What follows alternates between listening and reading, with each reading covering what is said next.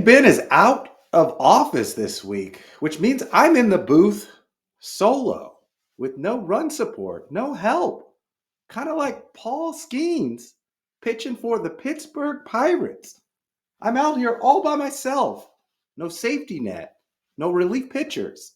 But no worries, I'm going to execute to the best of my ability. If you look at Skenes, he didn't go a full 9. I might not have to go a full 9 today. I think he averaged 6.5 innings, 10-10 record, 214 strikeouts, 1.97 ERA, and he got a Cy Young. Now, I might not win a podcast award for this episode, but I'm going to try to. We've got a massive show. I'm going to give it a shot. We're going to start off with my Golden State Warriors, specifically Draymond Green. Is he like an old pair of sweats? Or is he the secret ingredient like the In-N-Out burger special sauce that's in between the patties and the burger? Ooh, so good. Then we'll talk a little college football playoff, the NFC West race, and much, much more. I'm K-Win. Big Ben is not here. But anywhere you get your audio podcast, make sure you give us that 5-star rating, thumbs up, and subscribe. It really helps us. If you like watching the video content, we're on Spotify, we're on YouTube. Drop your comments below. We will definitely get back to you. Anywhere you get your social media, at BigBenKWin_. That's TikTok, Threads, Instagram, and much, much more. Also, follow the Discord. We're on there as well. Let's get into the show. Draymond Green, a polarizing figure, a polarizing player, a polarizing topic among Dub Nation. And we've got to settle this once and for all because I'm torn on Draymond. I love him. I hate him. He's great. We should get rid of him. But where do we stand right now? I need your help. I need you to vote in the comments. Let me know what you think. Is Draymond Green like an old pair of sweats? Or is he like the secret key ingredient like the In-N-Out burger sauce? Let's start with the sweats. You know those sweats. They're either in your closet or in your drawer. They're about 3 or 4 years old. They're a little worn. It's faded, so the color's not even the same.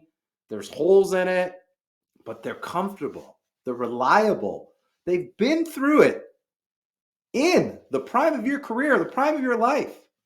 It's been the defensive stopper to all your bad outfits. Those sweats are comfy, but they're getting up there in age.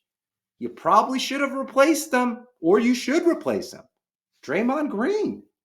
He's a little slower than he used to be. His jumper is broke beyond repair. He punched a teammate, and he did cost the Warriors the 2016 championship when he karate chopped LeBron James in the groin, got suspended. The Warriors lost in 7 to the Cavs, but they could have won. So Draymond Green is like an old pair of sweats. Maybe they should have got rid of him after the 2020 championship, but they didn't. They got rid of Clay, but they didn't get rid of Draymond. So is he more like the secret ingredient, like the In-N-Out burger sauce? You know, it's a double-decker, or the single burger. It's got that sauce in between, that good stuff, that yummy. People say it's Thousand Island, but it tastes better than Thousand Island. It can't be just Thousand Island. It is the secret sauce. Without that sauce, the In-N-Out burger quite isn't the same. That sauce is like the defensive stopper. It's like the IQ. It's like the glue of the system. And Draymond Green does a lot of the dirty work that other players don't do on the team. He is the leader on defense. He is great on defense. So he covers up your boy Steph Curry's inefficiencies. He also always knows where Steph is on the court and finds him. He will give that karate chop, or he will give that physical foul. He choked out Rudy Gobert, goes after Zach Edey. He's not afraid. He is the physical force and the voice behind the Warriors. Without him, I don't think that they win all the championships. Now with them, as we move on and write out Steph's career, he will be an important player for a playoff run. But with all that being said, I need you to let me know. Is he like an old pair of sweats, or is he the secret ingredient? Draymond, drop your comments below. Personally, I think he was a secret ingredient. Now he's like an old pair of sweats. They need to get rid of him. Next topic. Let's go to the college football playoff. We've got a game on New Year's Eve, Ohio State versus Miami. And then we've got 3 games on New Year's Day. It's going to be a good one. Last year, all 4 teams with byes lost this round. This year, you're going to have to stay tuned to see what I predict. Okay, New Year's Eve, we've got Ohio State versus Miami. Now, a lot of people are saying that this is the game you should bet on. I think it has the largest spread. Ohio State is rolling. Despite that little hiccup in the Big Ten championship game, Ohio State has looked like the best team all year. They have the most talent of any other team in the country. They have the NFL talent. In fact, they have 6 potential first-round NFL draft picks in the 2026 draft. 5 of them on defense. Their offense, with Carnell Tate, wide receiver who should go in the first round. They also have Jeremiah Smith. And together, both of them combined over 2,000 yards and over 20 touchdowns. Jeremiah Smith is the best offensive weapon and player in all of college football. And on the defensive side, they have Caleb Downs, the best defensive player in all of college football. That's what I'm talking about. The talent. And their defensive coordinator, Matt Patricia, has this 4-2-5 scheme that has been giving opponents nightmares. The Ohio State defense is allowing about 8 points per game. And Miami, last week against Texas A&M, an okay defense, only scored 10 points. So who am I going to go with? All signs are pointing to Ohio State. There's no way Ohio State can lose this game against the Hurricanes. Ohio State has all those weapons on offense, on defense. Ryan Day is calling plays, so they're not going to be conservative like they were in the Big Ten championship. And because of that, and because Carson Beck is the quarterback on Miami, I'm going with the Miami Hurricanes. Upset City. Miami is an ACC school, but they're not an ACC team. They are physical and dominant on the offensive line and the defensive line. Playmakers on both sides of the ball. They've got Fletcher and Tony on offense. Fletcher will run downhill.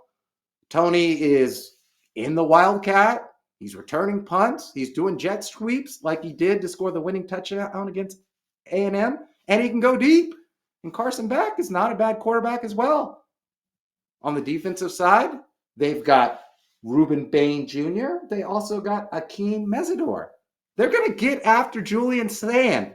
They're going to pressure him, and they're going to win. The Hurricanes on the fence potentially weren't going to make it in. A lot of people say they shouldn't be in, but they are going to beat Ohio State. Miami beats Ohio State. You heard it here. It's a rematch. Remember that national championship game back in the day? Ohio State came in, and they ruined Miami's dynasty. I think Maurice Clarett played in that game. Miami remembers that. And so Miami is going to beat Ohio State and put an end to their dynasty. The game of the weekend, 9 a.m. Pacific Standard Time. It's in Miami. It's the Ducks, ranked 5, against Texas A&M, ranked 4. This doesn't come from my brains. I actually read it somewhere, so I got to give credit to where credit's due, but I don't remember who said it. I just remember it was a great line. It is Nike money versus new money. The Oregon Ducks got that Phil Knight money. The Texas Tech Red Raiders got that new money. They're paying for their defensive line. They're paying for their stars, and it's got them to this point. However, Texas Tech is exactly who we thought they were. An elite team against a non-elite schedule. A team that will dominate against the Big 12 and Big 12 opponents. You put Oregon's defense in the Big 12, we'd be talking about Oregon like you guys are talking about Texas Tech. And not only that, Texas Tech is conservative on offense. They never really had to play from behind. I think they won average double digits. Well, the Ducks score and score again. It's that fast break, 100-mile-an-hour tempo offense. 110-mile-an-hour offense. The Ducks are healthy now. Their wide receivers, which a lot of them missed time, Kenyon Sadiq, Decorian Moore, Evan Stewart, and they just filled it in with other 4- and 5-star recruits. They've got too many skilled players at too many positions, especially now in the wide receiver room. So now you've got Sadiq, you got Malik Benson, Decorian Moore, and I'm hearing Evan Stewart, who was supposed to be the number 1 receiver coming in for the Oregon Ducks, is going to be back. Not to mention that 3-headed running monster, Noah Whittingham, Jordan Davison, and Tahir Hill. I think he averages like 8 yards per carry. It's too much. They're going to slice, dice, and cut up the Texas Red Raiders. The Oregon Ducks win this game. Go Ducks. The Ducks are too much. They're playing on borrowed time. 3 losses. They were down 17-0. They just keep winning. But you know what? The winning stops this weekend against Skenes in the Indiana Hoosiers. They're a smart, disciplined team. They're physical. They stop the run. They get after it. I don't even have to talk more about Alabama because all Alabama does is try to throw to their 3 wide receivers because they have no running game. And Indiana is not going to play that. Hoosiers win. Now on to Ole Miss and Georgia.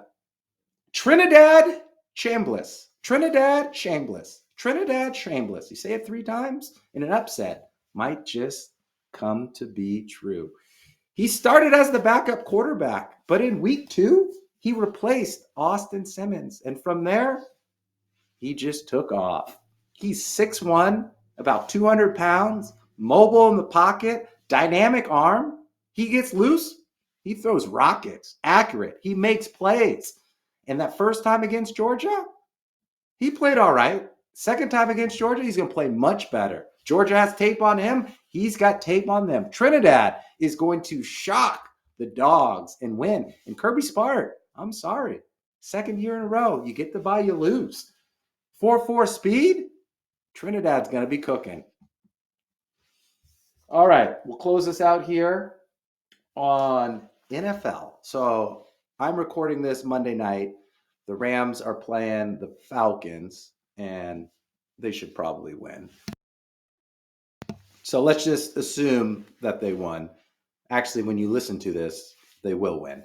So it's a 2-team race for the NFC West because the Niners beat the Bears and the Seahawks beat the Panthers.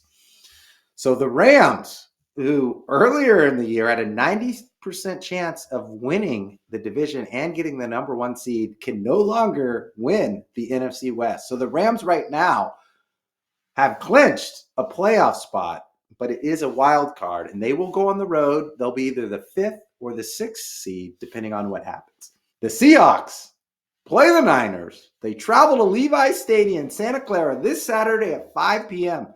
with everything on the line. The NFC West title's on the line. The potential number 1 overall seed in the NFC is on the line. And it all comes down to this. This is what we wanted. That rivalry, that game, that means something. And it does. So if the Seahawks win, they win the division, more than likely the number 1 seed. You got to see what else happens. The Seahawks lose, they're more than likely will drop to the 6th seed. The Niners win, they win the NFC West, more than likely the number 1 seed. The Niners lose, they drop to the 5th or 6th seed. Now let's talk about the 5th or 6th seed, because some of you might say, hey, the Rams should probably just rest Stafford and rest their players. No, they need to play for multiple reasons. Stafford wants that MVP. They want him to get the MVP, so they're going to play. The other reason is because if they win and get the 5 seed, that is actually the best seed, because the 5 seed will play the 4 seed, who is the winner of the NFC South, which is going to be the Buccaneers or the Panthers. So whoever gets the 5 seed, whether it's the Rams, the Niners, or the Seahawks, is sitting pretty good. You do have to travel, but you're playing against either the Bucs or the Panthers. The 6th seed, now that could be a little tougher, depending on what happens with the Bears and the Eagles. If you're the 6th seed, you got to travel to either Chicago or Philly, which is much tougher than going to the NFC South opponent. So a lot at stake, a lot on line, big weekend. We actually have New Year's coming up, so happy New Year's. Thank you for all the support. Again, at BigBenKwin_, anywhere you get your social media, TikTok, Threads, follow the Discord. If you're more of a YouTube person, make sure you hit that subscribe button and give us a thumbs up. That will really help us. Anywhere you get your audio podcasts, make sure you subscribe as well. Give us a thumbs up. Drop your comments below. We want to know what you feel about Draymond Green. Is he like an old pair of sweats where the elastic broke and it used to be blue and now it kind of looks a little black or gray? Or is he like the In-N-Out burger, secret sauce? What do you think about these upsets? Miami beating Ohio State, Ole Miss and Trinidad beating Georgia. Best time of the year. Make sure you stay safe, celebrate with your friends and family, and come back and check us out next week. Boom.